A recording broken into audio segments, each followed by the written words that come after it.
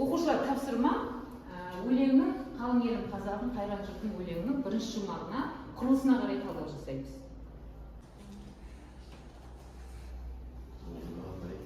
Енді талдап болсақ, өздерінің жауаптарыңды дұрыс нұсқамен салыстырыңдар.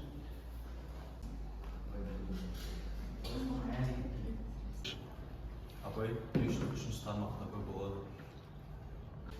Алдияр бізге өте жақсы сұрақ қойды. Ендеше осы сұрақтың жауабын бірге талдайық. Тақтаға қараймыз. Қалың елім қазағым қайран жұртым өлеңінің бірінші тармағы жұртым деген сөзбен аяқталады, екінші тармағы мұртым деген сөзбен аяқталады, үшінші тармағы айырмадың, төртінші тармағы екі ұртым. Енді бәрінде де соңғы буыны ұйқасып тұрған сияқты.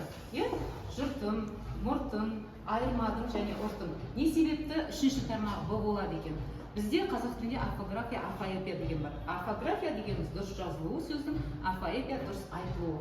Енді буын үндестігі бойынша жұртым, мұртым, ұртым дегенде бірінші буында о деген еріндік дауысты тұр, ол екінші буындағы деген езулік дауыстыны айту кезінде тоға айналдырып жібереді. Яғни біз жұртым дегенде жұртым деп айтуымыз керек, мұртым және ұртым. Олардың ұйқасып тұрған себебі сол. Ал айырмадың деген үшінші тармақта ондай еріндік дауысты жоқ, бәрі езулік дауысты бар.